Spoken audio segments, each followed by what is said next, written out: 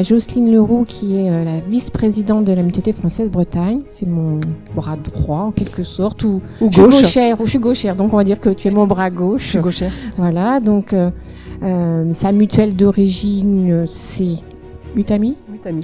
La mutuelle des amis. Et elle appartient au réseau d'Alvéole. Voilà, je dis pas de bêtises. Et à côté, Philippe Almy, il conclura cette... voilà, c'est toujours plus dur de conclure, donc il aura la chance de conclure le temps de l'après-midi. Oui, voilà, souvent on est pressé, donc on écoute moins la conclusion que l'intro. Oui. Voilà. Et donc Philippe représente le groupe Vive 3 Bretagne. Vive 3 Bretagne tout court. D'accord. Jocelyne, je te laisse introduire. Et puis merci Fabienne. En tout cas, bonjour à toutes et à tous. Pour moi, c'est un grand plaisir de vous accueillir aujourd'hui, donc à cette table ronde sur un sujet qui est pas simple. C'est le sujet sur la fin de vie en EHPAD. Alors, tout d'abord, mais Fabienne l'a déjà fait. En fait, nous tenons à vous remercier vraiment chaleureusement de votre présence aujourd'hui, de votre engagement sur ce sujet qui a un intérêt vraiment qui est un intérêt vraiment important pour nous.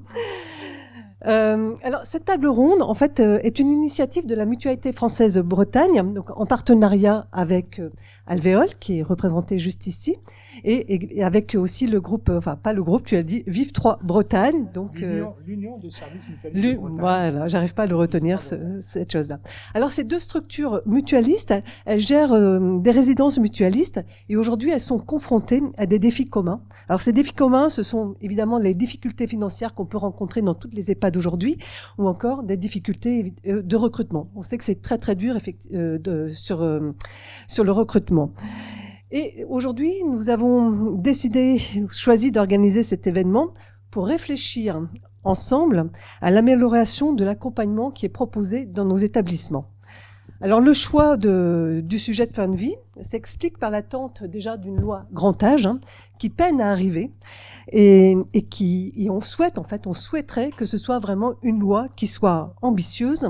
Ça fait longtemps qu'on le réclame, on espère qu'elle arrivera bientôt. Et il s'explique aussi sur le projet de loi de fin de vie, dont les échéances ont été reportées à plusieurs reprises.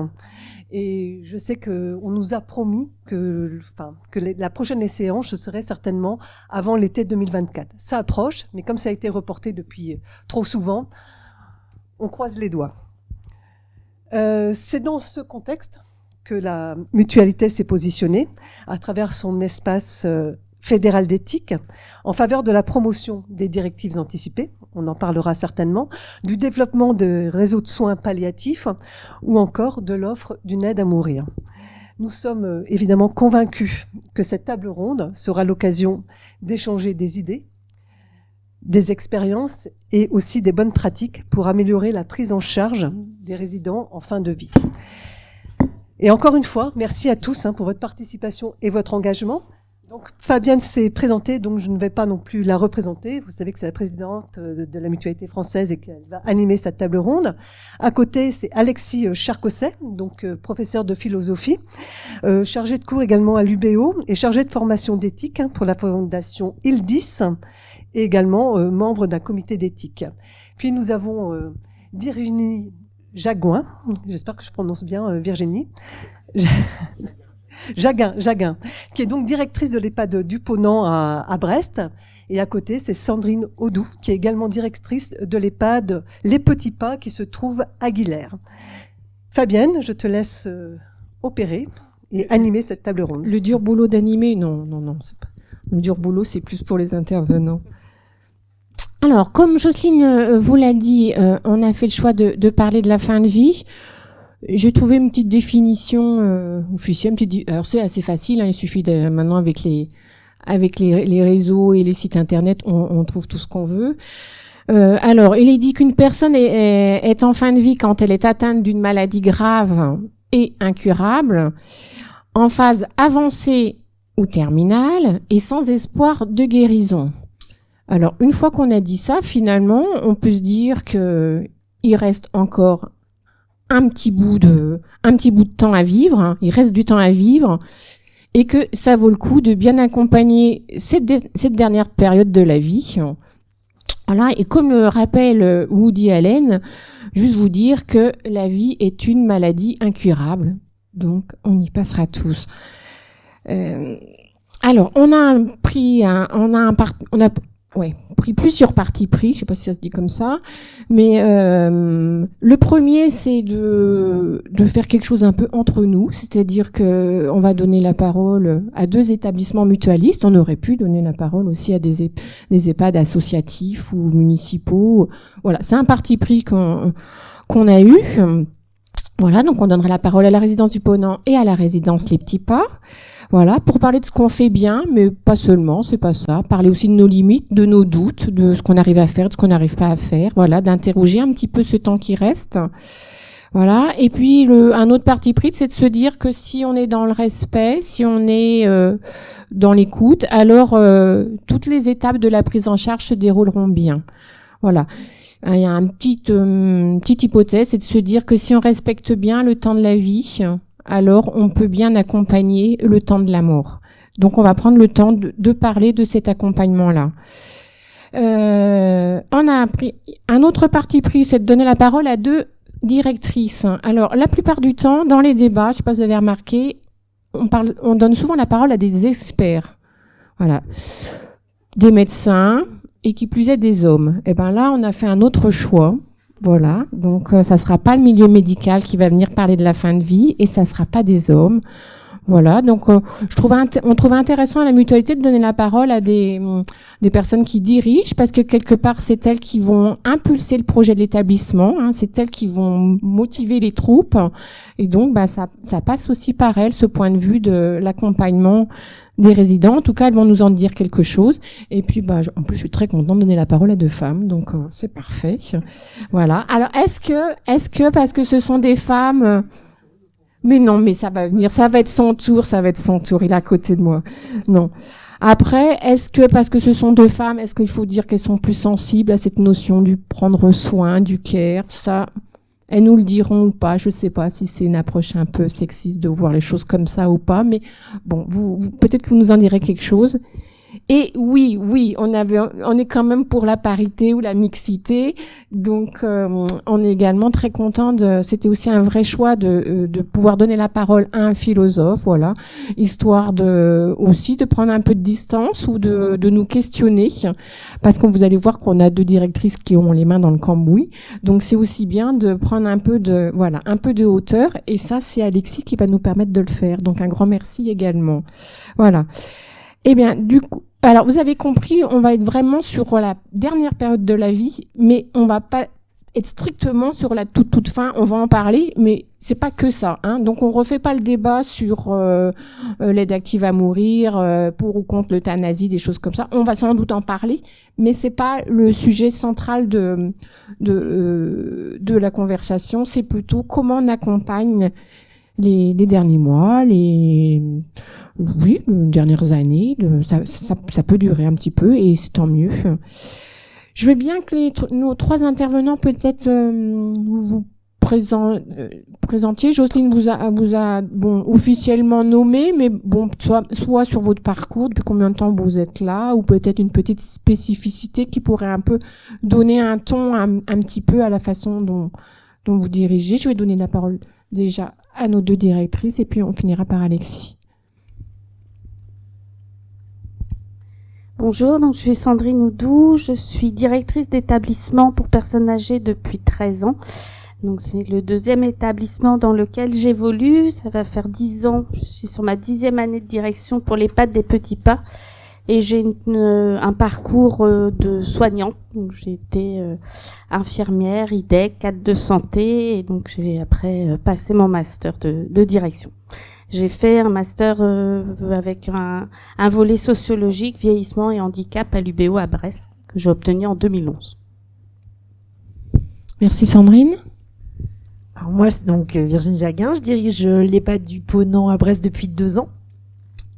Avant, j'étais en structure mutualiste aussi, puisque j'étais au foyer d'accueil médicalisé de Ménézroal, où j'étais dans l'accompagnement des personnes en tant que responsable de service. Et mon parcours est différent parce que je ne suis pas issue du soin.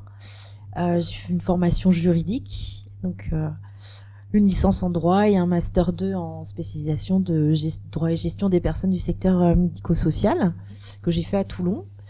Travailler aussi en tant que pilote Maya, donc travailler sur des projets, travailler ensemble entre professionnels pour réussir à faire des bons parcours. Et là, j'arrive dans une structure, on est plutôt à la fin du parcours. Et voilà. Merci Virginie. Donc 2 profils différents. On va voir ce que ça donne après en termes d'accompagnement et d'écoute des résidents. Bonjour. Moi c'est Alexis Charcosset. Je suis pas philosophe, mais professeur de philosophie. Petite nuance qu'il faut apporter parce que ça me donnerait une autorité que je n'ai pas nécessairement. Donc je suis ravi d'être là aussi pour, malgré que je sois un homme, essayer de modestement participer à ce dialogue, que je vois plus d'ailleurs comme un dialogue que comme un débat. C'est important, ça permet de davantage ouvrir les horizons sur cette question dont l'enjeu est très important, parce que comme on le sait évidemment la population, ce qui est plutôt une bonne nouvelle en soi, est vieillissante. Et donc la fin de vie doit toujours faire partie de la vie en société. Donc bon, pour mon cursus, j'ai fait un master en éthique médicale où je me suis concentré sur le rapport entre philosophie et psychiatrie. Et depuis, j'ai eu l'occasion de participer à quand même quelques comités d'éthique et même d'en faire partie comme membre à part entière. Et donc, je sais pas comment définir davantage mon rôle, si ce n'est que cela permet parfois d'apporter un éclairage, on va dire conceptuel, en proposant d'autres manières de penser, de raisonner, pour qu'on puisse sortir de l'aspect un peu technique des pratiques médicales. Donc voilà, je vais arrêter de parler. Parfait, on va vous redonner la parole. Donc en fait, on va essayer de séquencer la conversation en 3 ou 4 grandes étapes. On va essayer d'interroger la première étape, c'est quand les résidents arrivent à l'EHPAD, l'entrée en EHPAD, comment ça se joue, comment on mène ça. Après, il y a toute la période du séjour en EHPAD qu'on va également un petit peu interroger. Il va y avoir la période plus de là où c'est plus compliqué, où on est plus près de la fin de sa vie. Voilà. Et puis on va dire un petit mot aussi de quand la personne décède, parce que je pense que cette période-là est importante aussi à gérer, et que finalement, si on se rappelle bien des personnes, c'est sans doute aussi peut-être plus facile de partir quand on sait que voilà, qu'on n'a pas été un numéro, qu'on compte encore dans le souvenir des professionnels, des autres résidents, de tous ceux qu'on a côtoyés. Donc je pense que c'est pas un moment anecdotique, et qu'on va également l'interroger cet après-midi. Donc alors, c'est parti pour la première question. Après, il n'y a pas d'ordre, hein. Je vous regarde toutes les deux, vous vous sentez à l'aise, vous passez le micro comme vous voulez. On va essayer de s'intéresser au tout début de l'histoire, donc c'est-à-dire la relation entre le résident ou la résidente et l'EHPAD. Voilà, donc comment ça s'opère finalement, ces premiers contacts. Il y a toute la question du consentement, c'est-à-dire comment on recueille le consentement de la personne à entrer en établissement. Comment on l'écoute, comment on entend peut-être son souhait de vie, de son projet de vie. On parle beaucoup de projet de vie en établissement. Comment on entend tout ça, voilà. Et qu'est-ce qui se dit également en ce moment? Est-ce que déjà on va parler un petit peu de comment on voit la fin de sa vie, ou est-ce que on attend un petit peu, voilà.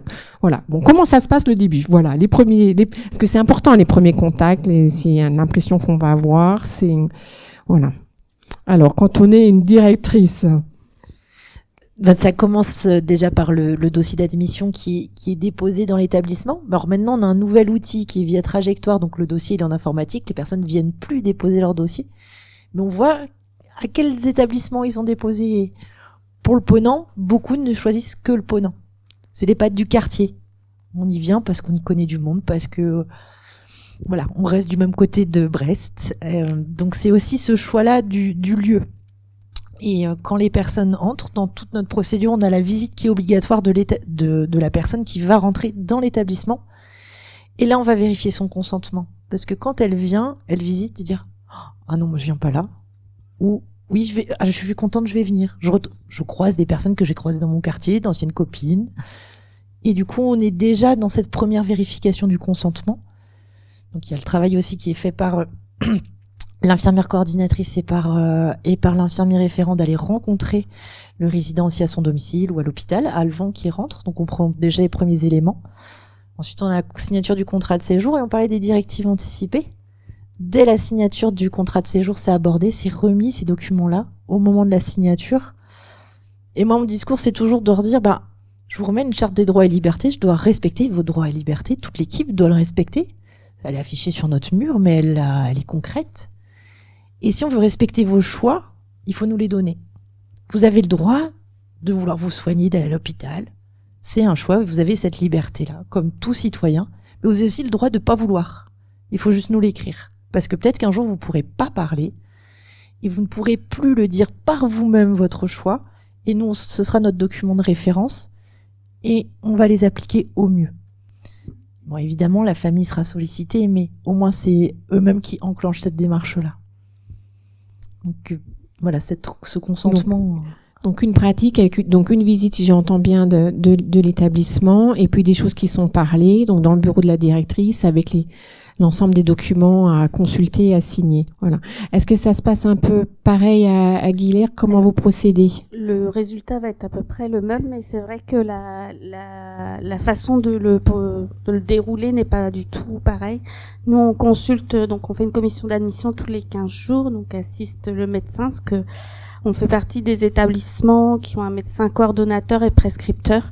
Donc en fait, on a un médecin à temps plein dans l'établissement, gériatre. Donc on fait une commission tous les 15 jours. Nous, on a 2 secteurs. On a un secteur dit fermé et un secteur ouvert. Donc déjà, il y a une première orientation administrative. Voilà. On fait la commission d'admission. On regarde effectivement les besoins de la personne tels qu'on les lit. Et si on pense qu'on est en capacité, on met le dossier en préadmission. Et à ce moment-là, la psychologue de l'établissement ou l'ergothérapeute, suivant l'orientation, va prendre contact avec la personne mi-référente sur le dossier pour organiser alors on appelle ça dans notre jargon au petit pas une VAR, donc une visite à la résidence. Et donc à ce moment-là, il y a un échange avec le professionnel de santé, le résident et sa famille, et donc le consentement est recherché. Si tout se passe bien, les professionnels nous font un compte rendu et la décision d'admettre le résident est prononcée dans la semaine entre moi et le médecin pour pouvoir accueillir dans de bonnes conditions la personne. Je précise aussi qu'au Ponant, on a une commission d'admission avec le médecin aussi. Et on a cette chance d'avoir un médecin aussi à temps plein présent et ça change beaucoup de choses dans l'accompagnement des résidents. Surtout actuellement avec le turnover qu'on a, je ne peux pas imaginer si on avait 67 médecins traitants comme j'ai connu dans une résidence. Pour 80 résidents, 67 médecins, ça c'est un peu compliqué sur ces temps forts en tout cas de coordination. Donc là, ça c'est un travail qui est fait avec la directrice, avec les directrices d'établissement. Est-ce que du coup vous parlez déjà de la fin de vie? Est-ce que la résidence est décrite comme, je sais pas, est-ce que c'est parlé comme dernier lieu, dernière demeure? Qu'est-ce qu'on dit de ce moment qu'on va passer à la résidence? Qu'est-ce qu'en dit le résident? Qu'est-ce qu'en dit qui est à l'aise finalement sur ce sujet-là et comment parce que vous avez parlé de directives anticipées, personne de confiance, mais jusqu'où on va peut-être dans les mots, dans le choix des mots, dans l'expression autour de cette question de la fin de vie. Est-ce que c'est dit là? Est-ce que c'est dit plus tard? Est-ce que c'est dit avec d'autres professionnels? Voilà, la psychologue, peut-être le psychologue, Comment c'est raconté ça? Je pense qu'il y a des fois, c'est vraiment au cas par cas. Il y a des situations où les gens sont très au fait et vont l'élaborer très vite. Et puis il y en a, on voit c'est pas parlé, mais que c'est bien compris et qu'ils ont déjà fait un chemin pour pouvoir être serein avec ça. Alors c'est vrai que moi j'ai 2 résidentes là de l'établissement qui m'ont accompagnée. C'est un lieu de vie, c'est pas un lieu de mort. Donc ils rentrent pour un passage de leur vie, et donc on est quand même normalement dans un projet où même si voilà ils sont en situation, ils ont eu des pertes et ils sont obligés de compenser, et donc c'est l'institution qui vient, mais ils sont encore en vie. D'ailleurs ils viennent aujourd'hui pour parler et se déplacer et vivre, et c'est des citoyens à part entière jusqu'au bout. Donc voilà, je trouve que c'est une sensibilité. C'est vrai que pour certains ça va être tabou. On est quand même sur un territoire où la religion occupe une place importante. Donc c'est aussi des choses qui sont vérifiées et accompagnées tout au long de leur vie. Même approche ou non? C'est ça dépend vraiment des personnes, de la personne qui arrive. Pour certains, il faut justement qu'il exprime très très vite. De dire, ah non, moi, on s'acharne pas, ou je veux ci, je veux ça. Mais je te rejoins sur le fait que c'est un lieu de vie, et on leur dit justement, vous avez le droit de pas vous plaire, vous avez un préavis, vous pouvez partir si ça ne vous plaît pas. Vous avez le droit de déménager. Et de pas forcément de dire oui, ce sera très certainement le dernier lieu de vie, mais pas forcément et en fonction de leur choix. Donc, on met la vie en avant, et en fonction de l'échange, pour certains, ça va de leur parcours aussi. Comment ils arrivent à l'EHPAD? Est-ce qu'ils sont passés par l'hôpital avant ou pas? Et de ce qu'ils ont vécu, de s'ils ont accompagné un proche ou pas aussi. Pour certains, ils ont besoin de l'exprimer, d'autres pas du tout. Et donc, on respecte leur temporalité. Et pour certains, jusqu'à la fin de la vie, ne l'aborderont jamais. J'ai envie de me tourner vers le philosophe, vers Alexis. Parce que je sais pas, je me dis quand même que est-ce qu'on tourne pas un petit peu autour du pot? Est-ce que finalement, est-ce que c'est pas quelque chose qu'on devrait être peut-être plus à même d'en parler peut-être en établissement, du sujet de la fin de vie et de la mort? Est-ce que finalement, est-ce qu'en EHPAD c'est plus facile d'en parler parce que quelque part on côtoie, ou est-ce que c'est encore plus tabou qu'ailleurs? Je sais pas comment. Qu'est-ce que vous pensez que l'institution véhicule autour de cette notion de fin de vie et de mort? En fait, de ce que on a pu entendre à l'instant, c'est que il faut quand même souligner à la base une contradiction, un problème, qui est que souvent les patients, les personnes qui arrivent en EHPAD doivent subir tout de même un déracinement et l'entrée dans un nouvel espace qui n'est pas encore un espace de vie. Et donc, ce qui était intéressant, c'était c'était justement de parler du très joli mot qui est revenu plusieurs fois, c'est-à-dire l'accueil. Et l'accueil se passe avant tout par la parole. Et l'autre enjeu que j'ai vu, que je trouvais vraiment intéressant, était celui de la liberté. Finalement, qu'est-ce qu'on entend par consentement, par écoute? C'est la question de la liberté. C'est-à-dire, il faut faire en sorte finalement, et que ça ne soit pas qu'un simulacre ou une illusion, il faut faire en sorte que les futurs occupants se sentent libres d'arriver, et cette liberté, elle est quand même conditionnée par des choses concrètes. On observe quand même, vu la description du processus, qu'il y a un poids considérable de l'administration. C'est quand même quelque chose de lourd à gérer, évidemment, mais aussi pour le patient. Et donc, ce déracinement, il devient double. On quitte un ancien lieu de vie et puis on entre dans un nouveau lieu, un nouvel espace qu'on ne connaît pas et qui fait peur.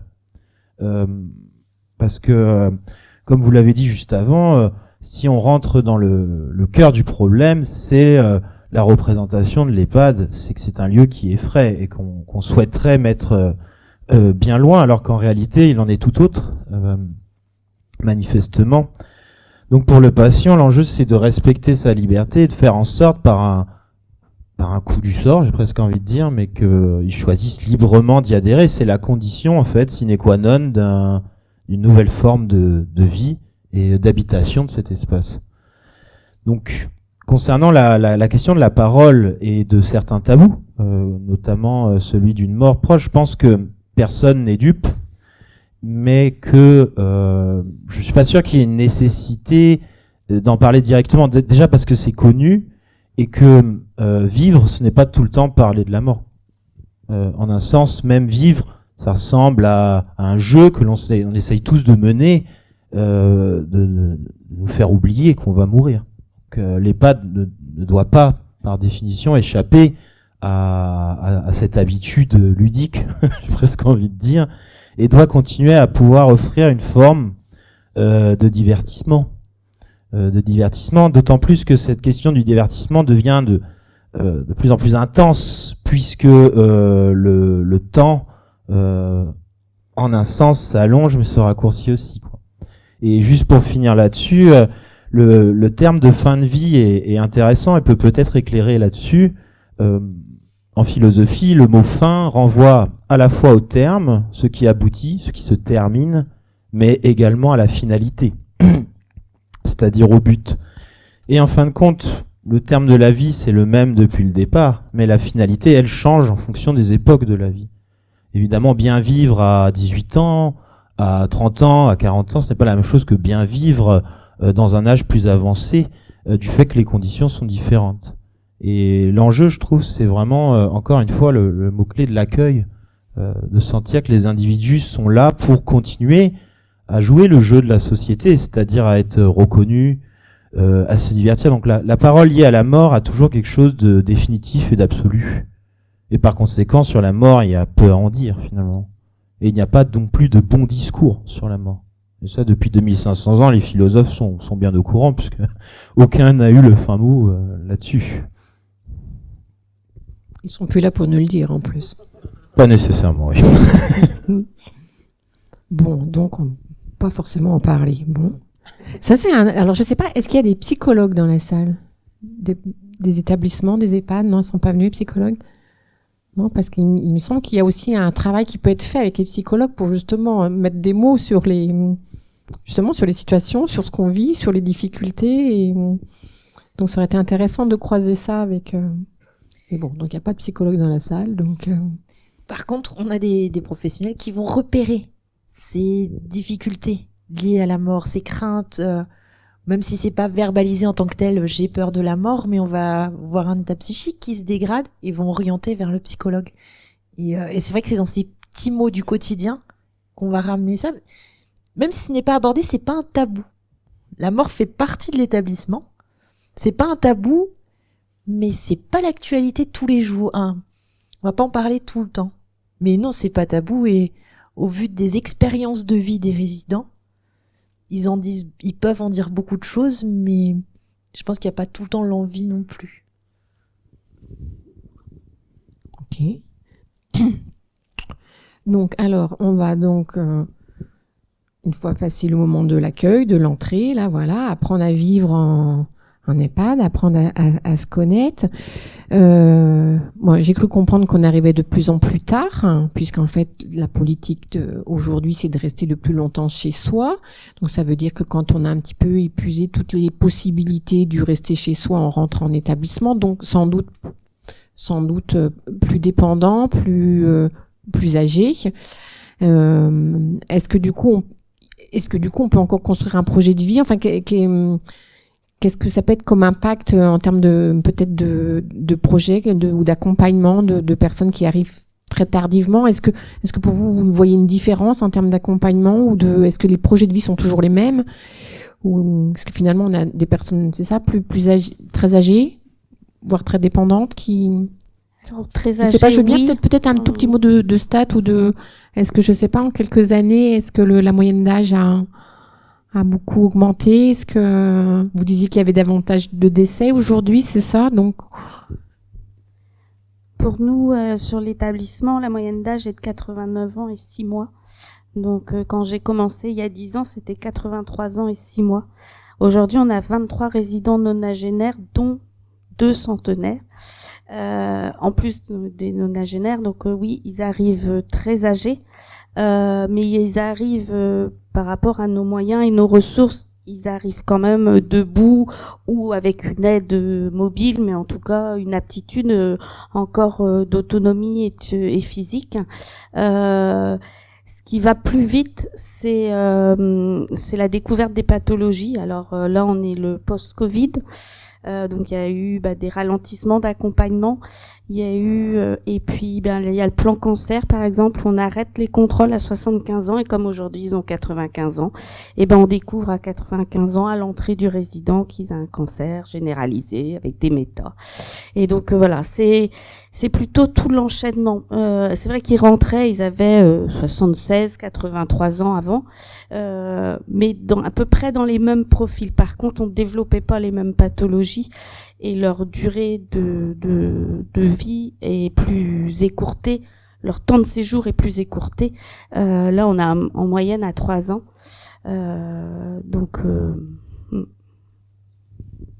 C'est vrai on observe les mêmes choses. Alors j'ai pas tous les chiffres en tête là mais la signature de contrat que j'ai faite mardi, c'était une personne de 100 ans parce qu'elle ne pouvait plus rentrer à la maison suite à une chute.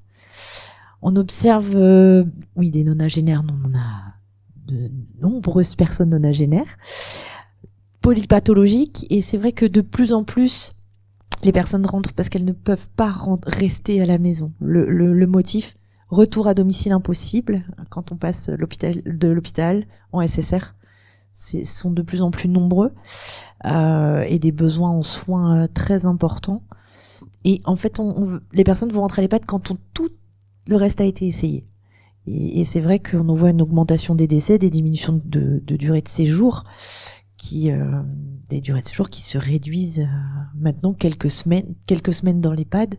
C'est pas si rare que ça. Et on a multiplié par 3 le nombre de décès sur une année. En 2023, on a eu une 30aine de décès, alors qu'il y a 4 ans, il n'y avait qu'une dizaine de décès dans l'année. Donc c'est aussi un accompagnement qui est autre, un turnover dans l'établissement qui est aussi important. Donc on dit de faire des entrées de qualité, mais on est tout le temps dans l'accueil. Par contre, ce qui revient, je trouve, c'est le besoin aussi de vivre en collectif et la solitude. Donc je pense que quand même sur la citoyenneté, le voisinage, le soutien, je pense que le fait que les gens travaillent beaucoup plus et tout ça, les personnes se sentent un peu seules après au bout d'un moment chez elles et du coup il y a encore il y a de nouveau des entrées où c'est parce que la solitude est trop présente à domicile. Est-ce que vous souhaitez dire quelque chose sur cette histoire de projet de vie? Non, parce que projet de vie, quand même, c'est vrai, ça revient beaucoup. Il faut faire un projet de vie avec le résident et c'est pas forcément quelque chose de facile à travailler en établissement parce qu'on est souvent beaucoup dans le curatif, dans le soin technique et que projet de vie, il a des fois un peu du mal à vivre. Donc, je sais pas si c'est quelque chose que vous travaillez ou que vous abordez dans les espaces d'éthique. Non, mais c'est intéressant de noter que quand même, c'est paradoxalement lorsque l'individu va quitter la société habituelle, qui quand même, on peut le rappeler, est une société individualiste, quand on voit les problèmes de solitude des personnes âgées, qui finalement les amènent à parfois être surpris à redécouvrir un nouveau lieu où il y a une forme de vie en société, c'est-à-dire de vivre avec autrui et de dépendre d'autrui. Alors, ce qui m'intéressait aussi là-dessus, c'était la question de l'indépendance. Et j'ai aussi entendu le terme d'autonomie. Et en fait, il est très important en tout cas en philosophie, c'est important depuis Kant, de faire la différence entre autonomie et indépendance. En fait. L'indépendance, ce serait le fait de pouvoir subvenir par soi-même à ses besoins.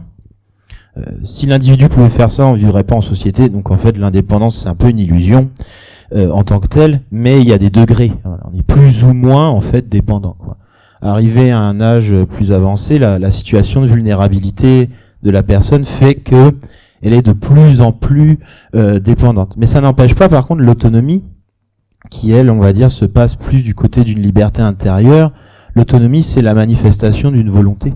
C'est la capacité à accepter une contrainte, de la faire sienne et d'en créer justement un espace de liberté, quoi. Et donc, en fait, quelque part, il peut y avoir aussi cette contradiction que plus la dépendance est grande, plus l'autonomie peut briller, quoi. C'est-à-dire que l'individu se retrouve face à, certes, moins de choix, moins de possibilités, mais ces choix et ces possibilités brillent d'autant plus que la dépendance est grande.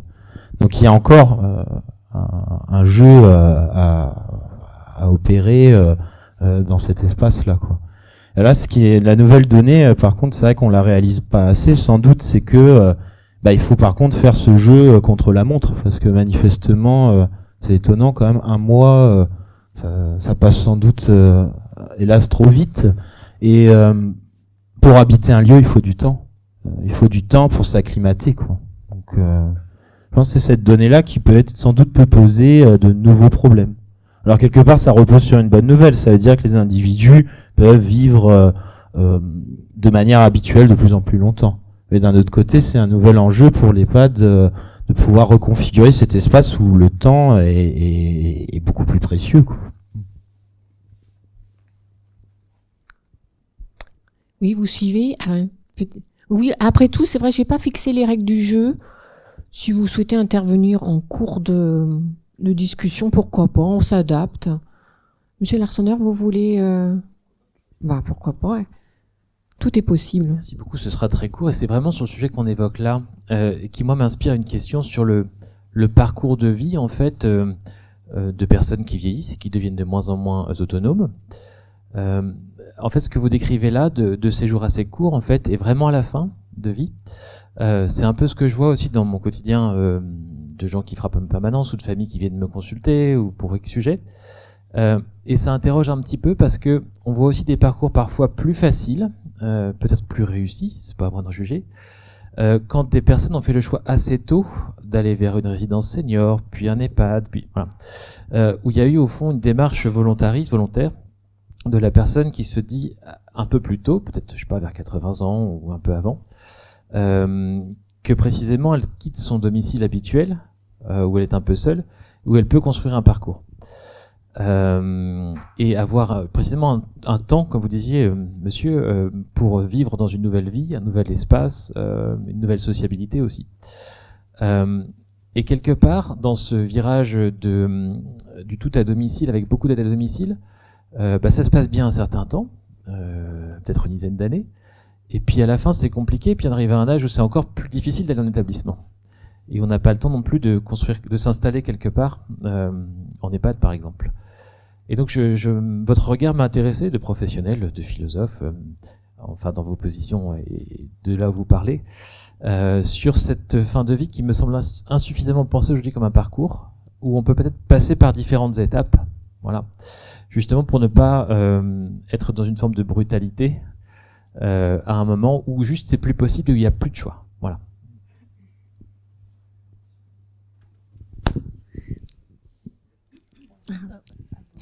Instinctivement, je répondrais que c'est une question de la liberté et une personne âgée, quel que soit son niveau d'autonomie, de dépendance, de pathologie, a la liberté de...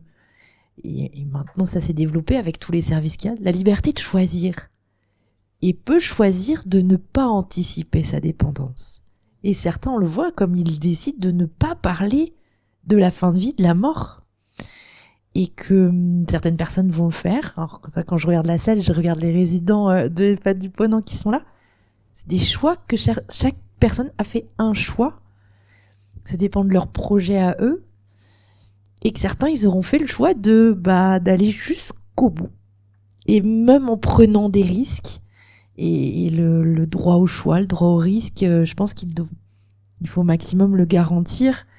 Et c'est comme tout à chacun par rapport à d'autres citoyens qui des fois on se dit ils vont dans le mur. Et là des fois on va jusqu'au bout. Et je pense que c'est important que nous on accepte que c'est pas été anticipé. On parle des directives anticipées, qu'on accepte qu'elles soient pas écrites. Parce que la personne juste elle ne veut pas le faire, ou c'est même pas possible non plus psychiquement. Je trouve ça intéressant. C'est vrai que la question pourrait se poser d'une forme d'anticipation dans l'agenda de la vie, quoi, de se demander si tiens, je vais pas programmer mon entrée à l'EHPAD, mais la réponse est très belle parce que je crois qu'on peut d'ores et déjà dire que finalement, il est plus souhaitable que l'EHPAD reste un événement. Alors, qu'est-ce qu'il faut entendre par événement ? un événement par nature est imprévu. Et effectivement, jouer le jeu de la vie, c'est effectivement prendre un risque. Le risque de chuter, le risque de ne plus pouvoir et de se retrouver dans une forme de restriction des possibilités. Et l'EHPAD arrive justement comme un événement dans l'histoire globale d'une vie, quoi.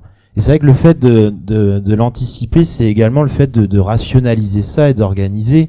Et alors, ça peut être très intéressant, évidemment, on va dire d'un point de vue économique, mais tous les tempéraments ne sont pas prêts à souhaiter que leur avenir soit prévisible, quoi. Le charme de la vie est quand même dans l'imprévisibilité de ce qui va nous advenir, en fait. Et ça rend sans doute d'autant plus acceptable l'événement qu'est l'EHPAD, dans la mesure où, comme on n'a pas le choix, finalement, la meilleure chose qu'on ait à faire, c'est de choisir, de choisir en fait ce qui se présente à soi, devant nous, quoi. Et c'est effectivement, finalement, une forme de garant d'une autonomie et d'une liberté. Un peu le moteur du lâcher-prise, quoi. On avance, il y a des choses où on est exigeant à 20 ans, à 50 ans, on se dit, bon, c'est pas grave, s'il y a des traces de doigts sur la table, je vais pas en mourir. Voilà, je pense que c'est vrai, c'est toute la vie, quoi. On voit bien qu'il y a des choses où on va lâcher, il y en a d'autres où on va tenir, et c'est ça qui fait que les gens tiennent, et qu'ils ont encore cette aptitude de rester à domicile. Et puis il y en a qui viennent et qui vous disent, non, voilà, je veux rentrer, on a les deux, quoi, et je trouve que ça revient, les deux. On n'a pas que des entrées contraintes parce qu'il n'y a pas d'autre choix. Il y a quand même du choix de rentrer, il y a des gens qui rentrent par choix.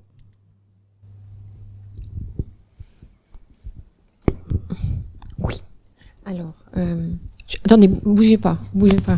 Je vais aller à votre rencontre. Merci.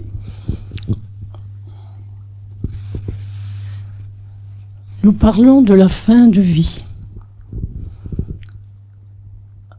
Personnellement, je me réjouis d'être en fin de vie. Je considère que je suis en fin de vie, que je chemine de plus en plus dans la vieillesse. Et ce vieillissement me réjouit vraiment parce que je constate que je continue à apprendre. La vie continue à m'enseigner des comportements.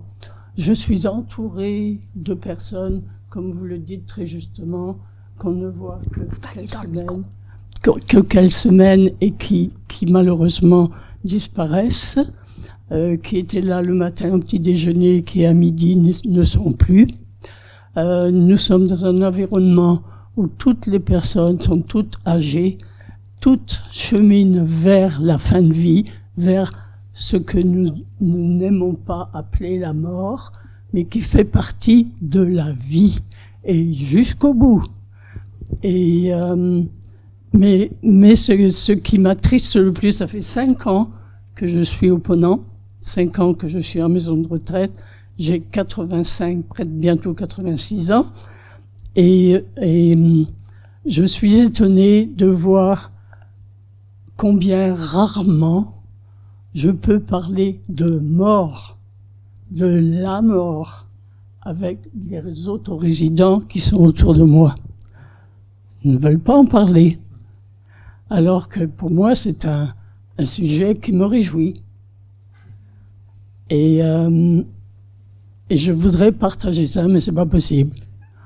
Et donc, je me contente de vraiment de vieillir aussi bien que je peux, aussi indépendamment et aussi joyeusement. Vraiment, j'insiste sur ce mot, parce que la vie est belle, elle est belle jusqu'au bout. Et je crois qu'elle sera belle jusqu'à mon dernier souffle. Et je veux la voir, cette fin de vie, les yeux ouverts. Et c'est ma liberté, c'est mon choix.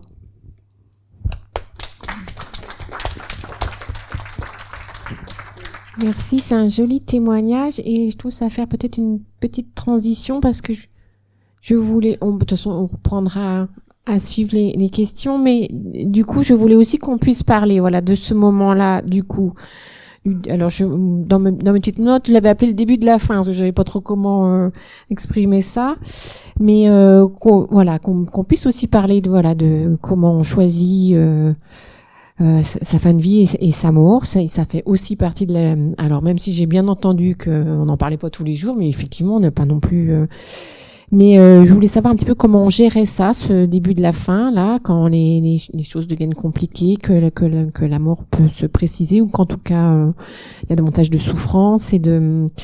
Voilà, donc qui décide quoi dans cette histoire-là? Comment la personne âgée, voilà, peut jusqu'à son dernier souffle décider des choses? Qu'est-ce que la directrice a à en dire de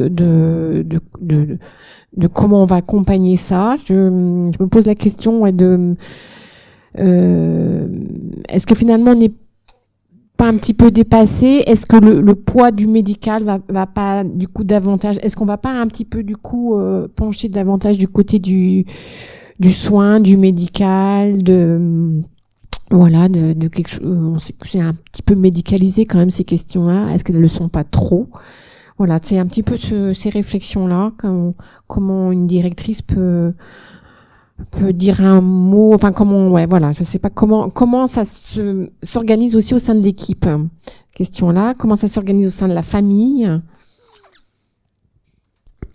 Et puis il y a peut-être une petite question autour de l'HAD. On avait dit qu'on en dirait quelque chose de l'hospitalisation à domicile. Alors c'est vrai que pour l'EHPAD des petits pas, en fait, dans les CEPOM, les premiers CEPOM, on nous avait demandé de fixer des objectifs et les points sur l'accompagnement de fin de vie. Et donc l'utilisation de l'outil HAD était un des objectifs qui nous était, en tout cas dans les propositions faites de l'initié. Ce midi, donc le jeudi, on a repas cadre. Et ce midi, il me disait, c'est compliqué parce qu'on a une dame là qui suscite beaucoup d'interrogations sur son accompagnement parce que elle dit qu'elle a mal, mais elle refuse de prendre ses traitements. Que me dit le médecin? Alors que si elle prenait peut-être son Doliprane, ça irait mieux. Et là, je lui dis, mais il y a encore des gens qui ont besoin pour mourir de se sentir mourir. Et donc la douleur fait partie de l'élément qui conduit psychiquement à accepter ce départ. Et là, on voit effectivement aujourd'hui avec des soutiens thérapeutiques qui sont quand même très intéressants pour la plupart des situations, mais peut-être qu'aujourd'hui c'est devenu systématique et qu'on n'entend pas que certains ont besoin de cette douleur pour partir. Et c'est vrai qu'on fait dans ce processus, on va remarquer que la personne se dégrade très souvent, et pour anticiper les choses, la personne va passer en veille HAD, donc l'infirmière coordinatrice de l'HAD vient visiter la personne, elle rentre dans les fichiers de veille HAD, et au moment où sa situation se dégrade médicalement, l'équipe présente peut appeler l'HAD, et l'HAD va intervenir pour mettre en place ces différentes thérapeutiques. Et quand on a préparé ce débat, on a eu cet échange de est-ce que c'est pas trop médicalisé? C'est vrai que c'est assez systématique. Et le week-end dernier, il y a eu une fin de vie dans l'établissement, une fin de vie qui a été difficile parce qu'elle n'avait pas été anticipée. Le résident, il allait très bien le vendredi, et le samedi matin, ça allait plus. Et du coup, pas d'anticipation, mais du coup, pas de recours. Même pas de médecin présent dans l'établissement parce qu'il était en week-end. Donc, on fait appel à SOS médecin, mais pas de réponse médicamenteuse à pouvoir apporter puisque l'HAD est le seul à avoir certaines thérapeutiques et du coup un accompagnement fin de vie qui n'a pas été à la hauteur de ce qu'aurait souhaité toute l'équipe présente parce que la personne elle a souffert, pas les moyens humains d'accompagner cette personne dans son état d'anxiété aussi. Ce qui était décrit, la personne se sentait partir, mais les soignants en poste, et alors, je dis les soignants, mais aussi les agents, les personnes présentes n'avaient pas le temps de rester l'accompagner. Et donc, des fois, on pallie, je pense, à un manque de moyens humains par des thérapeutiques, notamment sur la gestion de l'angoisse. Et que oui, on a l'HAD, c'est une très bonne aide et qu'on voit ce que les personnes souhaitent et on le met en place en fonction de ce que la personne nous montre. Et c'est au moment où des personnes ne peuvent généralement plus parler, donc on voit que les professionnels savent décrypter les souffrances, la souffrance physique, psychique, et d'aller justement travailler en équipe avec eux. Mais en tant que directrice, moi je suis pas dans ces échanges-là, parce que c'est médical. Et on a peu notre mot à dire, je pense, en tant Surtout moi qui n'ai pas de formation de soignante, donc sur la moitié des médicaments, je les comprends pas.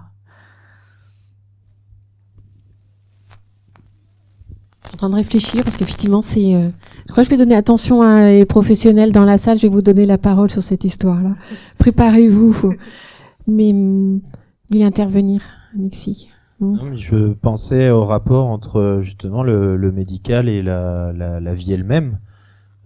Dans quelle mesure, ça fait un moment, hein, mais la médecine est source d'un pouvoir finalement quasi divin, où on peut avoir cette prétention de réparer les corps. Et alors il en est un peu tout autre concernant justement l'aspect plus psychique, qui serait le domaine de la psychiatrie, mais sans vexer personne, la psychiatrie c'est la branche de la médecine la moins scientifique en fait. Et tout simplement parce que l'esprit humain échappe en fait à la causalité physique, on va dire ça comme ça, et un mal psychique, et je vais finir par dire pourquoi je parle de ça. un mal psychique est beaucoup plus difficile à identifier qu'un mal physique. Et surtout, la curation n'est pas acquise. Et je pensais à cette histoire. Effectivement, le médical a un pouvoir concernant la vie et surtout occupe l'espace de l'existant. Et tout l'enjeu est de faire en sorte qu'il y ait une forme d'harmonie entre la nécessité de cette occupation du médical et de faire en sorte qu'il n'y ait pas que ça, quoi.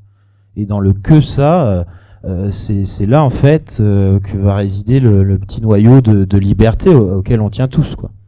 Finalement, une existence vaut la peine de vécu que si elle est vécue librement. Et lorsque le médical, le technique finalement, que ça soit par les objets, que ça soit par la présence de représentants de cette médecine, hein, des soignants, des médecins, etc., aura tendance à quelque part trop occuper l'espace de dernière vie, de dernier souffle de l'individu, quoi. Et surtout, ça ne répond pas à l'angoisse.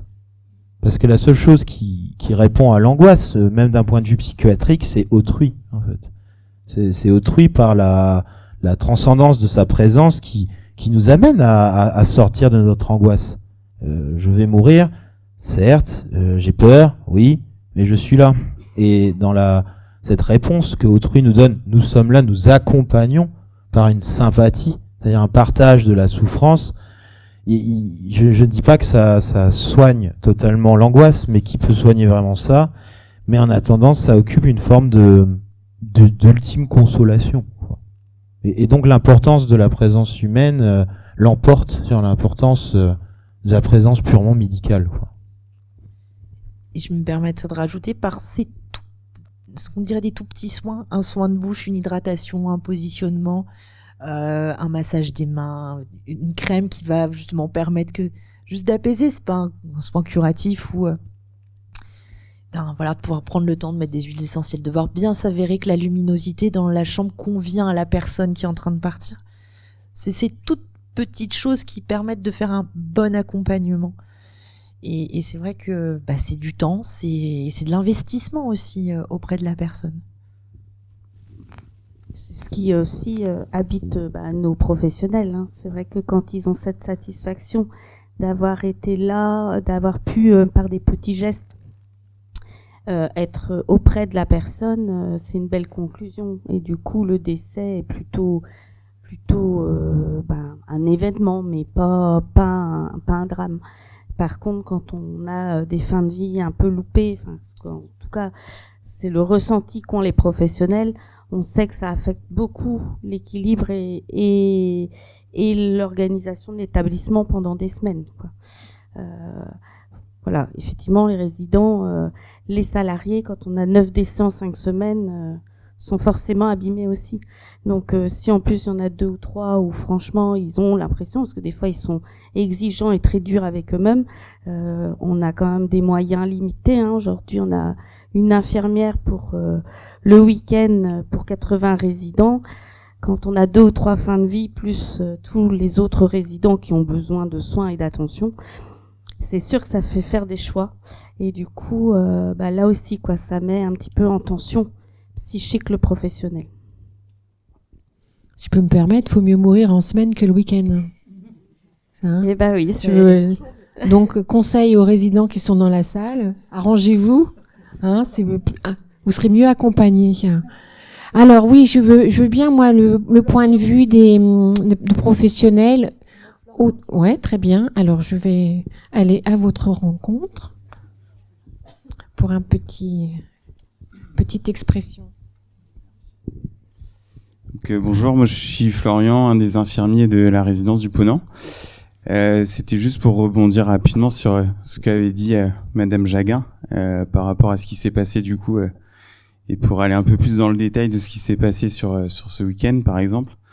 Et quand vous dites, Mme Cola, que il faut mourir en semaine plutôt que le week-end, je pense qu'on a aussi une certaine limite vis-à-vis de l'évolution du système hospitalier et des urgences et de l'appui de l'hôpital et du SAMU, parce que en l'occurrence, ce qui a pu se passer ce week-end, donc je suis pas la personne concernée, je suis pas un des soignants concernés par ce week-end, mais ce qui a été aussi une limite et du coup une limite dans la prise en charge de ce résident-là, c'est que on n'a pas pu l'hospitaliser parce que le 15 a fait un certain barrage face à la situation qui aurait peut-être certainement pu être on va dire soulagé d'une certaine manière, que SOS Médecins ne pouvait pas faire sans produits hospitaliers, et donc que mes collègues ne pouvaient pas non plus malheureusement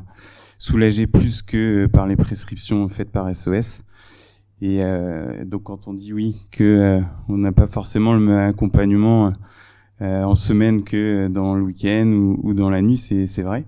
On a la chance d'avoir le médecin qui est sur place, que ce soit chez nous au Ponant ou à Guilherme au Petit Pas. On a les médecins qui sont sur place du lundi au vendredi à 100% et qui ont un certain appui, en tout cas un appui plus fort que nous en tant que soignants et qu'infirmiers. Et sur les temps où le médecin n'est pas là, on arrive dans une certaine limite si l'HAD n'a pas été mise en place au bon moment.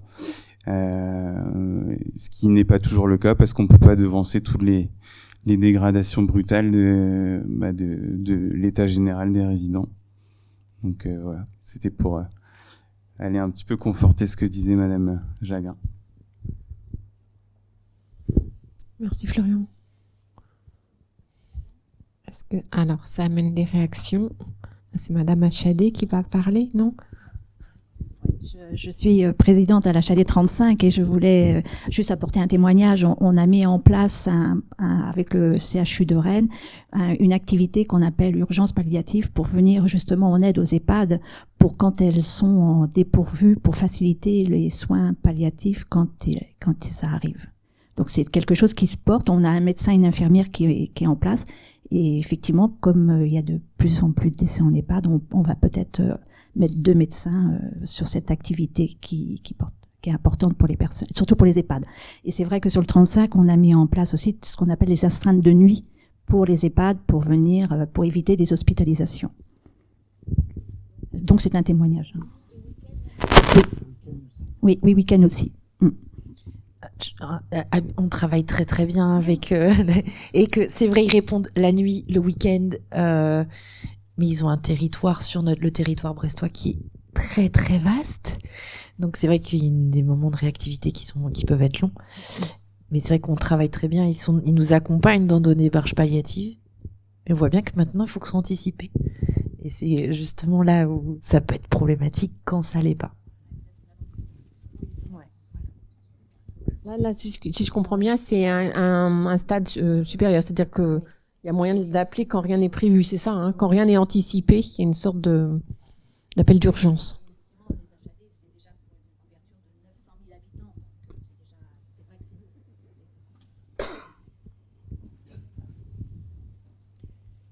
Alors, on a parlé donc, de fin de vie vue des professionnels, de la direction, des professionnels extérieurs. Quid de la famille dans ce moment-là? Quelle place elle a? Est-ce qu'elle a une place particulière? Est-ce que c'est un accompagnement spécifique ou est-ce que c'est finalement non, la suite logique des choses ou est-ce que c'est plus compliqué ou moins? Peut-être moins d'ailleurs. Après, ça dépend de l'histoire des familles, des relations entre les parents et les enfants. Alors on a la plupart du temps tout fonctionne et vraiment les enfants soutien du souhait, l'expression de leurs parents. Des fois ils se substituent, donc ils se mettent à la place sauf qu'ils ne sont pas. Donc là ça peut être un petit peu plus difficile, demander un peu plus de temps de régulation et de négociation. Ce matin, on a eu une réunion avec 2 filles, un monsieur résident qui a toute sa lucidité, qui aujourd'hui lui veut se battre et continuer. Il dit au printemps je remarcherai, alors que il est plutôt dans une situation de choix de vie, en tout cas dans l'établissement palliative. Et donc là, l'enjeu, c'était de faire cheminer les enfants parce que ils sont en désaccord et du coup, les demandes peuvent être manquées de sens et du coup, l'équipe répond par au mieux, mais du coup, ils n'ont pas toutes les infos non plus. Et donc là, on voit que la perte de sens ou en tout cas l'incohérence se dessine, quoi. Donc l'objectif c'est vraiment d'être en triangulaire et de pouvoir pas avoir de force ou de faiblesse entre les parties. Et on a un moment quand on arrive en EHPAD, on arrive avec son sac à dos de vie, son histoire de vie, donc les histoires familiales, et ça va se passer en fonction de chacun. Donc des personnes seules restent pour des fois seuls, d'autres qui sont très entourés tout au long de leur vie et au moment de leur fin de vie sont très entourés, et ce jusqu'à la fin, nuit et jour, les familles sont présentes et on les accompagne. Ils ont leur place à tout moment du jour et de la nuit auprès de leurs proches. On a les conflits dans les fratries, où pour certains ça va pas assez vite, trop vite, il y a 3 ou 4 discours différents. La personne qui est dans ce moment-là qui peut plus s'exprimer. Et on essaie de recueillir la parole de chacun et de les accompagner au mieux dans ce moment-là. Mais c'est vraiment à l'image, je pense, de ce qui s'est passé dans leur vie. Donc, et des familles pour qui on est sur des moments très douloureux, donc on les accompagne aussi au mieux. C'est intéressant ce point-là aussi parce que je crois que le fait que cette époque qu'on appelle la fin de vie soit médicalisée, prise en charge, objet d'un traitement professionnel, aura tendance à nous faire oublier aussi la personne qui est la cible de ce traitement. Et finalement, l'ordre des choses, c'est que les anciens soient plus sages que les plus jeunes. Et donc en vieillissant, bien vieillir aussi, c'est aussi s'accroître en sagesse. Alors je sais que ça paraît désuet, mais c'est du fait de notre société qui a trop tendance à valoriser une forme de jeunisme, j'ai envie de dire. Mais concernant l'autonomie du sujet, c'est intéressant de voir que on confond encore une fois dépendance et autonomie. C'est-à-dire qu'on aura tendance à dire non, mais tu racontes n'importe quoi. Là, tu devrais faire ci, tu devrais faire ça. Oui, mais enfin. Je pense qu'on oublie que la personne, combien même semble réduite physiquement, peut toujours conserver cette liberté. Puis finalement, c'est quelque part encore mieux que les autres ce qui est bon pour elle. Et donc encore une fois, il y a ce jeu-là entre la surmédicalisation d'un côté, éventuelle, c'est un risque, la présence de la famille qui décide à la place d'eux, et le sujet qui se trouve, le sujet qui nous intéresse, c'est-à-dire la personne, l'ancien, moi j'aime bien ce terme-là, je trouve ça assez joli, l'ancien qui finalement dit mais bon, certes je parle pas fort, mais ce que je dis je le pense et il est temps de m'écouter. Donc c'est vrai que ça peut cristalliser ce problème qui, faut pas se leurrer, va être de plus en plus présent dans la société, quoi. Ce n'est pas parce qu'une personne ne peut plus travailler, être productive au sens qu'on l'entend dans notre société contemporaine, que pour autant sa parole a moins de valeur. Et réhumaniser l'EHPAD, c'est vrai que quand Madame a parlé tout à l'heure, il y a eu ce mot qu'on appelait maison de retraite, et qui était assez joli, parce que d'une part il y a maison et puis il y a retraite. Bon, qui certes s'éloigne de plus en plus la retraite, mais d'un autre côté, la retraite, c'était un sens, appel au secours peut-être là pour. Non, je suis résigné. Mais la retraite, c'est le fait de se retirer. Mais de quoi on se retire exactement lorsqu'on part en retraite, et a fortiori lorsqu'on part en maison de retraite, on se retire d'une certaine forme de vie qui est la vie active, qui en fait est, on va pas se leurrer, est peuplée par le travail. Et donc l'individu ne doit pas perdre la valeur de sa parole parce qu'elle se retire. C'est justement parce qu'elle se retire qu'elle a peut-être quelque chose de plus à dire que ceux qui ont la tête dans le guidon, comme on dit.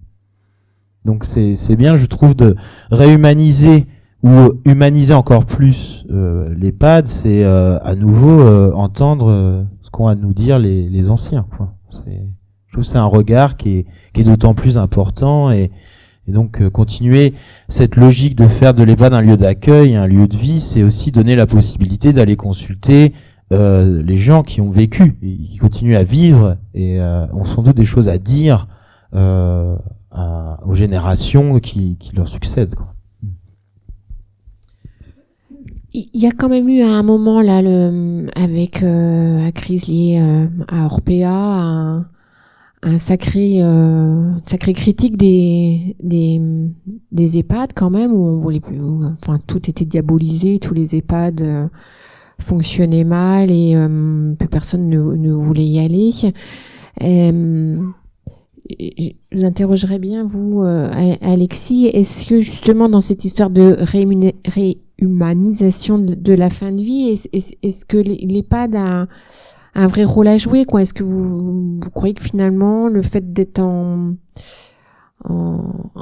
établissement permet peut-être d'accompagner mieux, ou est-ce qu'il y a quelque chose à jouer là au niveau des EHPAD parce que ça serait chouette finalement de pouvoir dire qu'en EHPAD, sur la partie fin de vie, finalement on est bien accompagné, enfin que c'est peut-être là où ça se ferait le mieux, peut-être par rapport à un domicile où on mourrait seul, ou à l'hôpital. Souvent les personnes disent qu'elles veulent surtout pas mourir à l'hôpital, donc finalement est-ce qu'il n'y a pas quelque chose à jouer à l'EHPAD? C'est sans doute même là où tout peut se jouer, parce que évidemment quand on parle de fin de vie, on peut ne faire qu'en parler, c'est-à-dire que c'est un concept, mais qu'est-ce qui va incarner cette fin de vie? C'est avant tout une institution, des personnes et un lieu. Et ça peut paraître bizarre, mais plus le lieu est accueillant, plus on a envie d'y aller. Et aujourd'hui, mais c'est pas nouveau, la société a une certaine représentation de tout ce qui touche de près ou de loin à la mort. Et par exemple, c'est Edgar Morin qui disait ça, mais concernant le cimetière, bon, on va dire c'est pas vraiment un lieu de vie, mais le cimetière a été placé dans les sociétés contemporaines aux périphéries des villes. On a encore la chance de voir, enfin la chance, oui, si, l'opportunité en tout cas de voir dans des villages encore un cimetière autour de l'église, c'est-à-dire central. Et donc en termes d'agencement de l'espace, ça veut dire que nos proches sont encore là, au centre de la ville et au centre de la vie en fait publique. Et donc moi je pense que oui, l'EHPAD a un rôle majeur à jouer. Alors déjà, ce qui m'interrogeait, c'est est-ce que l'EHPAD c'est la même chose qu'une maison de retraite? Est-ce qu'il n'y a pas une distinction intéressante là-dessus? Si, je pense. Alors pourquoi a-t-on changé le nom? Parce que changer un nom, c'est pas seulement que d'un point de vue grammatical ou de l'orthographe, et on peut pas dire que EHPAD soit plus compréhensible qu'une maison de retraite. Donc c'était sans doute pas la lucidité sur ce que ça veut dire. Je pense que ça obéissait peut-être à un impératif plus technique, plus rigoureux, plus proche du côté administratif et médical. Mais en faisant cela, quelque part, en technicisant le nom du lieu, on l'éloigne en fait de la vie commune. Je pars en maison de retraite. Ah bon, tu te retires donc dans un autre lieu, une autre maison, un autre foyer. Et je pars en EHPAD. Ah bon. Et en fait, rien que dans le changement de lieu, il y a un changement de représentation qui s'est joué dans la société. Et on a rendu ça plus distant en le rendant plus technique, plus abstrait quelque part. Et donc oui, l'EHPAD a encore une fois son rôle à jouer. Surtout que c'est l'institution qui incarne cette période-là. Il était question d'ailleurs qu'on change le nom des d'EHPAD. Il me semble bien que j'avais entendu ça, qu'il y avait un travail qui était fait. Ah, monsieur veut intervenir. Ah.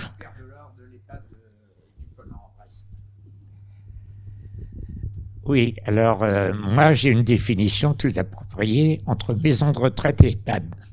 L'EHPAD, c'est pour personnes âgées dépendantes, tandis qu'une maison de retraite, on n'est pas dépendant.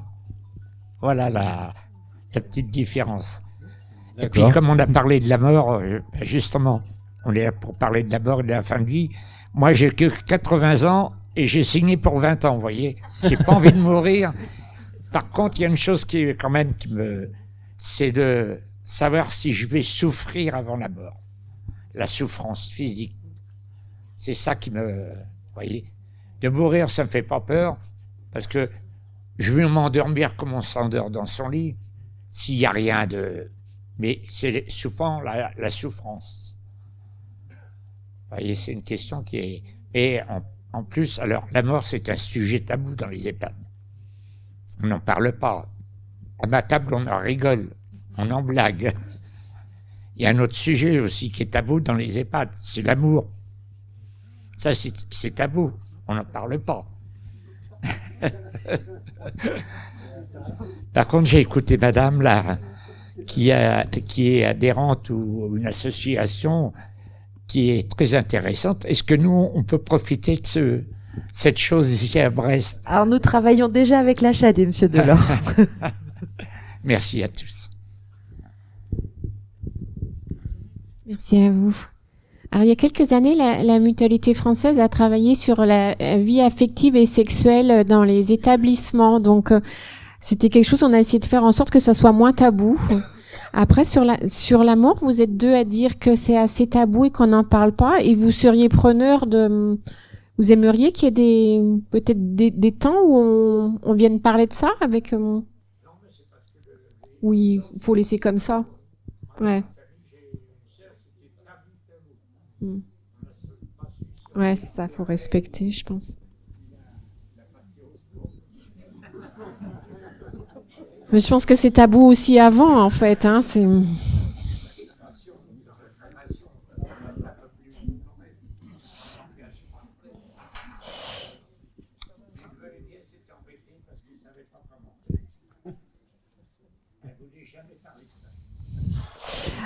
On arrive à peu près, si on veut avoir peut-être continuer le débat ou pouvoir discuter autour d'un petit goûter derrière, peut-être la dernière partie de notre conversation qui est sur l'après, lorsque le résident, la résidente est décédé. Je me dis, ben voilà, c'est comment on gère aussi ce temps-là, comment on annonce les décès. Ça me semble important que ça soit pas banalisé, que ça soit pas tabou non plus l'annonce de décès. Comment on accompagne la famille, comment on accompagne le souvenir aussi, tout ce travail autour de comment on entretient le souvenir dans les résidences. Je sais pas si vous avez des outils entre guillemets, enfin comment des supports, comment vous faites pour vous rappeler de tout le monde. Voilà, donc il y a l'annonce du décès, il y a le recueillement pour le personnel, les résidents, il y a le départ de la résidence aussi. J'aimerais bien qu'on nous dise quelque chose de la personne décédée qui quitte l'établissement. Comment, voilà, nous raconter peut-être aussi un petit peu cette mérite qui est autour de ça. Alors quand une personne décède, moi, en tant que directrice, je fais pas d'annonce sur le décès dont on parlait. La précédente directrice faisait le tour de l'établissement, des résidents à midi, de toutes les tables. Moi, je l'ai fait 1 ou 2 fois. Et en fait, c'est assez violent, ces moments-là, parce que il y a certains, ils se souvenaient pas du nom de la personne, et on va me dire que je suis en train de manger, on va me dire qu'il y a quelqu'un qui est mort. Donc, maintenant, c'est juste affiché, c'est à l'entrée de l'établissement. Il y a quand le livre d'or est ouvert avec la photo de la personne et indique que la personne est partie. Et c'est aussi le rythme des décès. L'été dernier, début juillet, 3 décès en 24 heures. Ça fait beaucoup à annoncer. Et du coup, c'est peut-être aussi ce rythme où avant on avait peut-être une fréquence de décès moins importante qui faisait qu'on pouvait l'annoncer autrement. Et donc au Ponant, les résidents ont le choix. Soit ils vont, une fois qu'ils sont décédés, soit ils vont reposer dans une chambre funéraire qu'ils choisissent, ou ils peuvent revenir reposer au Ponant, dans leur chambre. On n'a pas de chambre funéraire, c'est comme à la maison, hein, avec une table réfrigérée, ils sont dans leur environnement. Et la famille qui vient, on a les mêmes visites que dans une chambre funéraire. On mettra à disposition le café, les gâteaux, Et donc, la mort, la personne décédée est dans l'établissement, mais comme à la maison.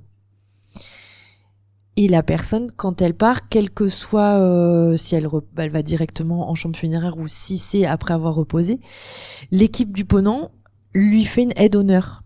Parce qu'il n'y a qu'une porte. Il n'y a pas de petite porte où on part discrètement. On est arrivé un jour avec ses valises et on repart entre quatre planches aussi par cette même porte. C'est visible de tous, les résidents peuvent être informés en fonction de leur affinité et faire partie de cette aide d'honneur.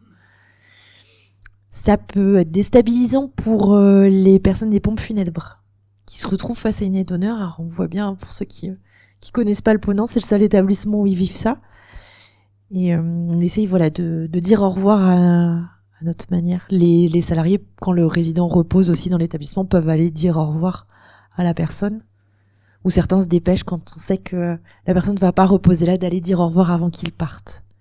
Mais ce sont des informations que, quand une personne là, elle diffuse très très vite dans l'établissement pour s'assurer que tout le monde ait l'information. Alors, à l'EHPAD des Petits Pas, les résidents quittent l'établissement au moment du décès. L'annonce du décès est quelque chose de compliqué, alors beaucoup plus compliqué qu'il y a quelques années. Les personnels soignants, infirmiers, ont du mal parce que souvent les familles disent qu'elles veulent être averties nuit et jour si la personne décède. Et moi, je leur dis, c'est pas possible d'annoncer le décès tant que on n'a pas le certificat de décès. Enfin, aujourd'hui, en tout cas, dans le champ de compétences de l'infirmier, il peut pas, quoi. Et ça, c'est quelque chose de très difficile. Alors, je sais pas pourquoi c'est plus difficile qu'avant. Est-ce que il y a un sens du service et de laisser la place à la famille, d'être dans les premiers à avoir la formation. Mais en tout cas, là, il y a quelque chose de différent qui a 5-6 ans. Nous, les résidents, effectivement, les premiers soins sont apportés par le personnel qui va découvrir la personne décédée. Et puis après, la personne quitte l'établissement. Alors, à l'inverse du Ponant, nous, on invite les pompes funèbres à venir plutôt sur les temps de déjeuner, du goûter, pour que ce soit plus facile pour circuler et pas que les résidents voient le brancard et le corps partir. Et après, on fait une annonce aussi à l'entrée de la salle à manger, mais pas plus. Donc là, on a des pratiques un petit peu différentes, du coup, c'est-à-dire que d'un côté, on essaie de préserver les résidents, c'est ça, et de permettre que le corps parte à un moment où c'est plus calme, où les résidents seront moins dans le hall, c'est ça, et de l'autre, il y a alors, je crois pas que ce soit préserver les résidents, c'est il est seul, il est lui, il part tout seul. Enfin, je pense que en fait, ça a été plus, c'est son temps, c'est son dernier temps. Je pense que c'est plus comme ça que nous, on l'a vu. C'est vrai que quand on a préparé le débat, je dois avouer que tous les jours, j'y pense. Est-ce que pourquoi on a été, nous, dans cette intimité et on lui vole pas ce temps-là, on le partage pas avec lui. Pourquoi on a décidé comme ça, aujourd'hui, je sais pas l'expliquer, mais c'était pas caché. C'était pas ça la volonté. C'est son dernier temps et c'est lui, quoi. Enfin, pour le respect de l'intimité du résident. Oui. D'accord. Ok.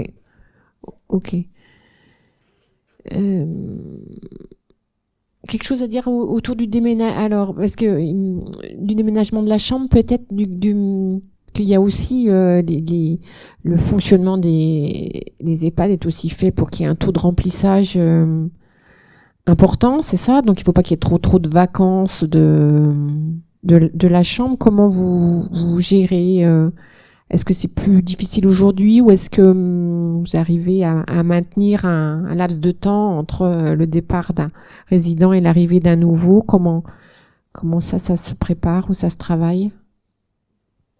Non, bon, il y a peut-être Non, rien à en dire. hein. On n'est pas. C'est vrai que souvent le jour du décès, une fois que le corps est parti, parce que les familles viennent chercher le certificat de décès, voilà, faire un petit peu les paperasses, puis donc le corps part et donc ils vont faire toutes les démarches administratives.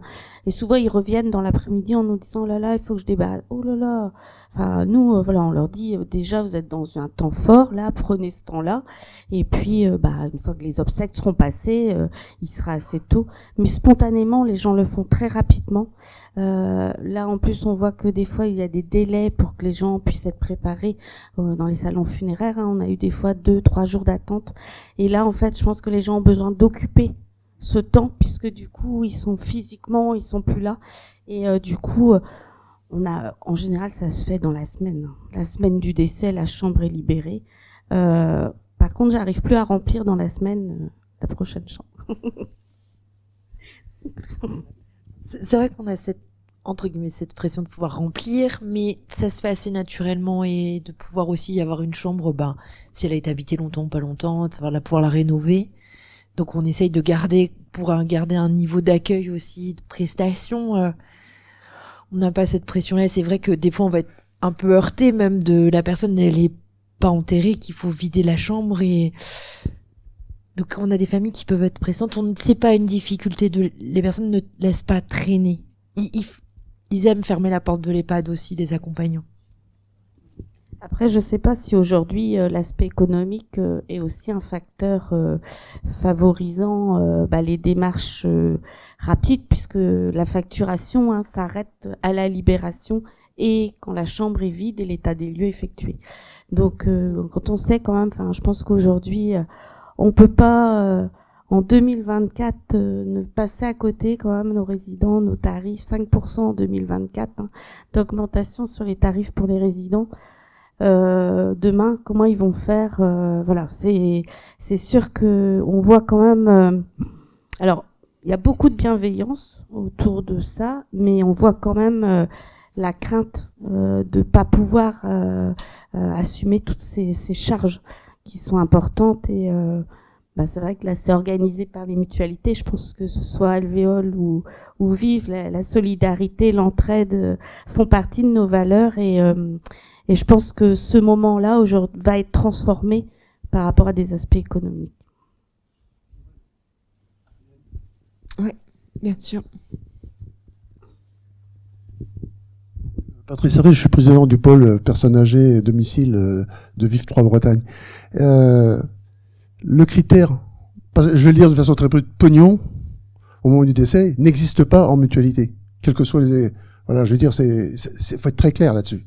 Voilà. Et je rejoins totalement. Quand on regarde, parce que quand je suis, par avoir pris après les Côtes d'Armor, après sur la Bretagne, je constate que ça se passe effectivement, on prend le temps que les gens quittent la chambre, en général le lendemain ou le surlendemain, parce que la famille est encore là, on va enlever, les gens ne viennent plus forcément non plus avec tout leur meuble comme fut un temps, comme du temps des maisons de retraite, ou des MAPA ou en campagne et ainsi de suite. Donc c'est totalement différent. Et effectivement, il faut aussi laisser un peu de temps pour faire les travaux, pour accueillir correctement les autres personnes, la personne qui va venir dans la chambre, le temps de faire des travaux. Mais je veux dire, le caractère fric, compte d'exploitation, parce que je rappelle que nous, il n'y a pas de dividende de verser, à personne. Je le dis parce que ça c'est important quand même, dans le monde mutualiste, quelles que soient les structures. Donc, c'est ça que je voulais dire, Fabienne, par rapport à ce que tu disais. Je voulais relativiser et rejoindre totalement ce que les deux directrices ont pu dire, parce que faut rester comme très humain. Et on est très humain, d'une façon générale. Et puis il faut le temps aussi pour l'équipe soignante, parce que nos résidents, il y a de l'attachement, ils ont lié de la confiance, ils se sont fait un réseau. Certes, ils restent dans le champ de leur profession, mais c'est pas une boîte de petits pois, quoi. Donc il s'est lié donc ce temps, il est nécessaire à l'institution aussi pour se remettre en marche et puis revivre, parce que rentrer dans une chambre dès le lendemain avec quelqu'un d'autre, ce serait inhumain, quoi. Alors là on dépasse donc cette notion du temps est nécessaire à chacun des partenaires. Et Fabienne, tu disais tout à l'heure qu'on a vécu les scandales Orpea et c'est peut-être un peu, en tout cas pour ma part, c'est un peu comme ça qu'on s'est défendu. C'est-à-dire, on fait gagner d'argent à personne, et que oui, on a le droit à une part de fromage midi et soir, et justement, vous n'êtes pas mis dehors tout de suite. Parce que je pense que ça correspond à nos valeurs et à notre façon de vouloir travailler. Alors oui, il y a des aspects économiques parce que il y a une logique financière, mais que des moments comme ça importants, on arrive à les respecter en tout cas. Merci. Est-ce qu'il y a quelque chose à en dire des rites funéraires ou de ce qui pourrait être institué dans les établissements ou... Ouais, ce qui pourrait être institué dans les détails, j'en sais trop rien, mais par contre au niveau de l'idée de la haie d'honneur, en fait c'est juste le réinvestissement dans ces moments du rituel en fait. Le rituel c'est quoi? C'est très ancien en fin de compte, sans doute depuis l'aube de l'humanité, mais le rituel ça cherche à donner du sens, et ce sens là peut consoler, enfin, pas, mais en tout cas ça donne des mots, et en fait le corps du défunt reste un corps et n'est pas un cadavre que l'on traite en l'évacuant parce que gênant, parce que c'est de la matière. Et en fait le rituel permet de donner l'illusion que il y a encore le jeu de la vie et de la reconnaissance des uns et des autres, et ça donne du sens au temps qui est ensuite offert, quoi. Et c'est vrai que, alors combien de temps il faut, je ne sais pas, encore une fois, mais la présence d'un rituel, même dans l'après-coup, et je trouve une très belle idée, enfin, et en tout cas donne l'occasion aux vivants, ceux qui sont là encore, de dire au revoir, etc. C'est vrai que, et concernant la chambre, c'est vrai que c'est un détail, donc, on est là pour en parler, c'est ça qui est bien. Personnellement, je n'avais jamais pensé, mais c'est vrai que si la chambre était propre tout de suite après, disponible, ce serait une forme d'hôtel en fait, d'hostellerie quoi. Sauf que non, ça a été le dernier lieu, et un dernier lieu, c'est comme une forme de sanctuaire, et donc oui, ne serait-ce que 2-3 jours de se dire il y a un temps pour ça suffit quand même pour continuer de rendre encore plus humain le lieu, quoi. On va arriver au terme de cette discussion, parce qu'on pourrait en dire encore beaucoup, mais pas non plus, c'est des sujets un peu graves quand même.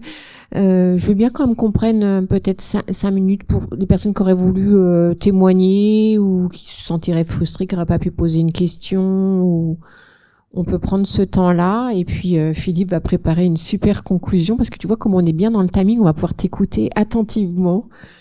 Mais mais peut-être qu'il y a d'autres expressions. Non, personne n'est frustré, personne ne veut... Ah, Madame HAD 35. Ah non, c'est avec une autre casquette. Non, je voulais juste leur poser une question. Est-ce qu'il n'y aurait pas, à certains décès, d'avoir un soutien psychologique pour le personnel ? Si, surtout quand il y a beaucoup de décès, on voit bien que l'émotion est vive, et du coup, ça génère en tout cas des choses du quotidien qui deviennent insupportables, et on a une sensibilité plus de... Les risques psychosociaux peuvent être, on va dire, dans leur phase déclenchée là, parce que voilà, il y a une charge émotionnelle importante, une lourdeur, voilà. On a tenté des choses, c'est vrai que c'est pareil, c'est toujours les problèmes de négociation, c'est pas des temps qu'on arrive forcément, et comme on n'a déjà pas le même ratio de personnel le week-end que la semaine. Si on gagne quelque chose, on se dit bon, allez, on va renforcer les équipes de proximité. Ce serait bien qu'il y ait quelque chose d'ouvert aussi et de libre, parce qu'il y a des fois, voilà, je pense que dans les équipes, déjà, faut que ce soit quelqu'un d'extérieur. Des fois, dans les équipes, ça va se passer très bien pour une personne. Il faudrait pas mettre non plus en difficulté à être obligé, parce qu'il y a eu 5 décès, d'assister à ce débat-là. Enfin voilà, il y a des fois ça va pas nous atteindre, ou on va réussir à trouver des ressources diverses, et puis il y a des fois 2 décès, on va s'effondrer, quoi. Enfin, c'est un peu comme le burn-out, quoi. Je pense que ça peut arriver, ça tombe à tout le monde. Et quand ça tombe, faudrait avoir du monde là, quoi. Et ça, on l'a pas. Et c'est vrai qu'on n'a pas de réponse. On a des psychologues dans les établissements. On met en place de l'analyse de la pratique. Donc, il y a tout de même des ressources. Je sais on a aussi un numéro de téléphone où les équipes peuvent appeler. Et je crois que le besoin, c'est sur certaines situations, un accompagnement fin de vie qui est vécu comme n'ayant pas été de qualité est terrible pour les équipes. Et c'est vrai que là, il y a besoin. Donc c'est aussi celui que j'ai en tête il y a à peu près un an, où là, on a vraiment fait un débrief avec la Chadé. Qu'est-ce qui s'est passé? Qu'est-ce qui s'est mal passé? On prend un temps d'échange aussi pour se dire, bon bah, qu'est-ce qui a pas été? C'est pas un soutien psychologique en tant que tel, mais c'est aussi de retravailler la situation et de l'évoquer. De qu'est-ce que ça veut dire quelqu'un qui dit bah j'ai faim alors qu'on a arrêté l'alimentation. Et toutes ces questions-là sont aussi abordées. Je pense que pour certains, parler avec un psychologue c'est plus facile que pour d'autres, et que je pense qu'on aurait besoin de différents outils, notamment de pouvoir analyser certaines situations pour les décortiquer. Avoir cette sensation de s'améliorer, je pense, pour certains professionnels.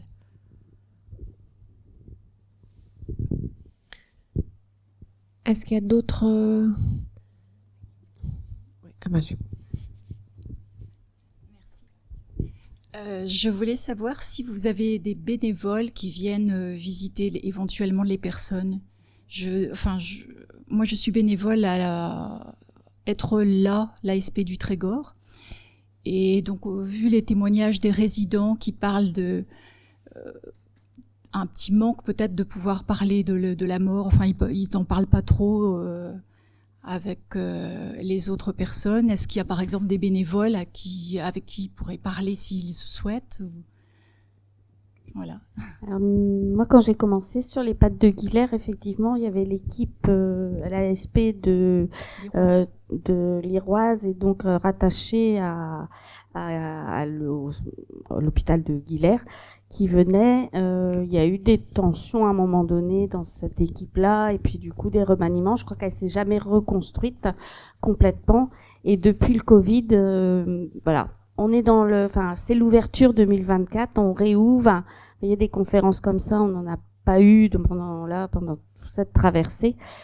Je pense que ça va revenir, mais c'est compliqué. Enfin, nous, on a eu beaucoup de bénévoles, on a eu jusqu'à 20-25 bénévoles, alors avec des dames, effectivement, qui discutaient, d'autres, elles venaient faire la lecture, d'autres, c'était les jeux de société.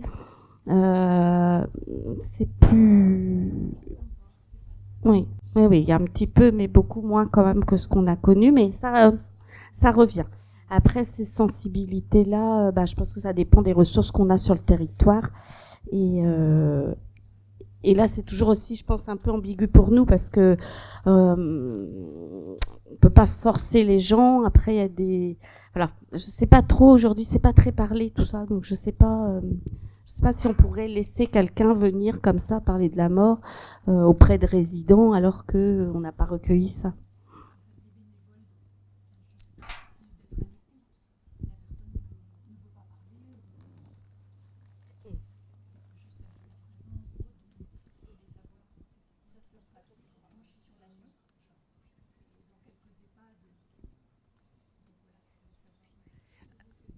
Alors, et au Ponant non plus, il n'y a pas cette intervention. Je sais que vous connaissez vos interventions sur le Trégor et qu'elles sont aussi appréciées. Quand j'entends la parole, notamment de Monsieur Delors, se dire oui, il y a peut-être un besoin et ce débat, c'est aussi une continuité de se dire comment on va travailler ça et comment justement le tabou de la mort. Moi, je l'ai bien entendu et on a l'arrivée d'une nouvelle psychologue très prochainement qui oui, comment on peut le travailler? Est-ce que c'est avec des personnes extérieures? Est-ce que c'est des groupes de parole? Est-ce que je vois que l'humour permet aussi d'enlever les crispations sur cette thématique-là, et on a peut-être des choses à travailler autrement et peut-être en faisant appel à des partenaires aussi sur notre territoire. On va retenir l'idée, oui, merci.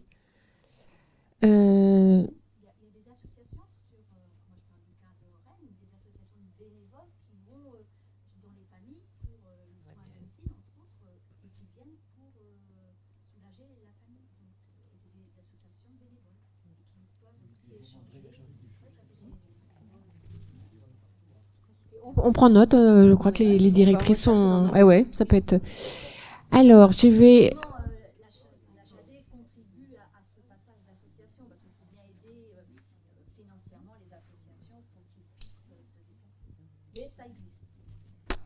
Alors, je vais laisser bien volontiers ma petite place à Philippe Almy qui va conclure. Moi, je voulais déjà, en tout cas, que je reprendrai pas le micro, donc je voulais vous remercier toutes et tous parce que j'ai trouvé que c'était un chouette moment. Moi, je trouve c'est des temps qu'on devrait refaire, se prendre ce temps-là de discuter de manière sincère et voilà, transparente. J'espère que tout le monde a apprécié. Je trouve que la parole a bien circulé, donc je suis contente que les résidents, les salariés des établissements aient pu s'exprimer. Je suis contente de voir des élus mutualistes dans la salle, mais aussi 2 députés. C'est toujours encourageant pour nous de voir que des députés prennent le temps de venir aussi écouter ce qu'on a à dire. Donc je remercie Madame Melchior et Monsieur Larsonneur. Je trouve que j'y suis sensible également en tant que président de la mutualité française Bretagne. Donc un grand merci à toutes et tous et on est très bien. Ouais, le canapé est très bien. Je vais quand même remercier les 3 intervenants d'avoir joué le jeu et vous m'aviez dit plein de choses chouettes au moment de la préparation. Je me suis dit, ils vont sûrement pas le redire, c'est quand même dommage. Mais si. Merci beaucoup.